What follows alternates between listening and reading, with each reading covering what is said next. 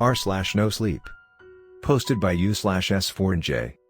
The Homestead, Part 1. I found a list of rules and promptly disregarded them. Finally, I was able to net the life of my dreams. For the longest time, my dream was to live in a rural area and support myself by homesteading. Well, being born in a city, and growing up and working in the same city didn't exactly help anything. But now, I had enough savings to purchase a small lot of land out in the sticks and live a life there. Admittedly, I would have to be frugal, but it would work out. Logically, the next step was to buy some land to live on. Due to my interests in hunting and off-roading, I decided to search for a place in Maine. To accomplish this, I got myself a local realtor who specialized in rural and forest property. After scouring through endless listings, we found a plot of land that seemed perfect. It was a 28-acre plot of land in the northeastern forests, with a quaint 2-bedroom 1-bathroom log cabin built on it. Even better, it had a decent-sized lake near the property. Moreover, the price of the land wasn't too bad, at around $70,000. Next, I contacted and met with the seller for the viewing. She was a woman in her mid-30s, a resident of Moncton. While discussing the property, she shed some light on its history and prior usage. My grandpa lived here for 30 years, he built the cabin that you're seeing here right now. Too bad he died of an accident, she explained. An accident? I asked, intrigued. Yes, an accident. His ATV flipped over while he was riding it, or so the report said. Anyways, I'm more of a city person, and living in Canada, so I decided to sell the property. It's not like I would come down here too often, she elaborated. Well, despite that little tidbit, I fell in love with the place during the viewing. Sure, it might have been a bit of a fixer-upper, but it had everything I needed. The site inspection had also confirmed that everything was in place and functioning remarkably well. Without any hesitation, I purchased the land and made the move. For the next few weeks, I was super busy setting up everything. While I did settle some stuff like transportation and household supplies before moving, there was a ton of things to get done. House decoration, unpacking, exploring my new property to its fullest, and tons of other commitments kept me busy all day. Oh, and there was that backyard chicken coop that I needed to set up sometime. Despite that, I was starting to have the time of my life. Living out in the woods may have had some inconveniences, but I was definitely getting used to everything. One fine day, I was relaxing on the couch. It had been a long and fun day of riding on the ATV trails, but damn, was I aching. Well, luckily the previous owner set up a functioning power and water supply, for I don't know where I'd be without the old man.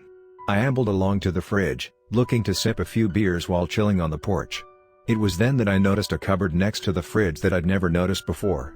Out of curiosity, I opened the cupboard, only to find a book. It was an old leather-bound book with slightly yellowed pages and a bookmark in one of the pages. Instinctively flipping to the bookmarked page, I saw a list of rules. If you're reading this, I'm probably dead and my granddaughter must have sold my land or something. Well, lucky you, I suppose. You may or may not have noticed, but some weird shit goes on here. I was perplexed by these sentences. What was I supposed to notice? And what was going on here? Anyways, I carried on reading. To live well here, just follow the rules down there. All of these are from my experience. 1. Every day, leave a bowl of milk with a single drop of your blood in it on the porch. This is for the cat to drink.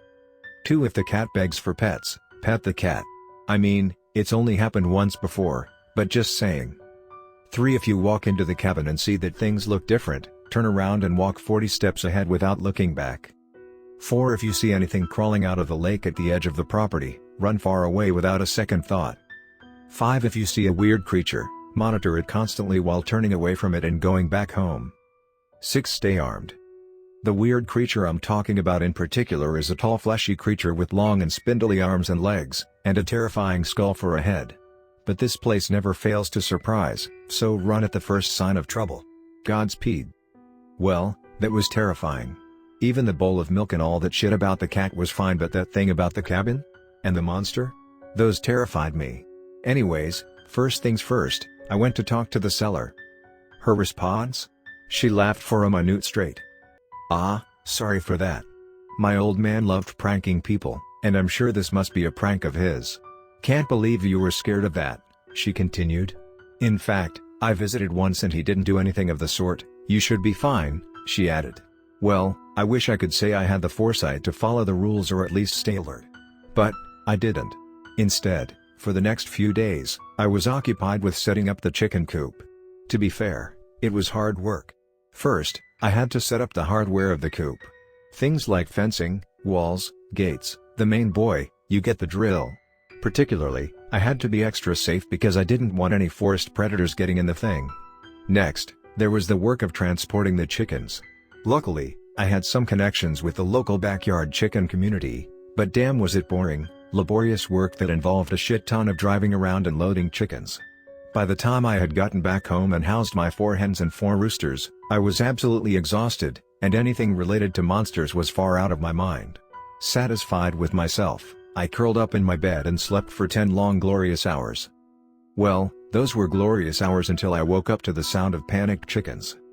I immediately grabbed my rifle and ran straight to the chicken coop. Or what was left of it. It was absolutely destroyed, ripped up by whatever creature had seen fit to ravage it. Thankfully, apart from one rooster that was torn into shreds, all the chickens were alive, if not a bit panicked. Guess I was just lucky they didn't run off into the undergrowth never to be seen again. Sadly, it was a lot of work rebuilding everything, since all the stuff I had done over the past few days was basically destroyed and unusable. The chickens being panicked after the attack did not do any wonders either. After that spectacle, I sat down and thought about my situation in the house for a long time. Eventually, I deliberated and decided the best course of action was to follow the rules, no longer how arcane and weird they were, for my safety. However, now that I think about it, this would not be the end of it. There would be bigger and worse things to come. And whatever it is, I will get to the end of this.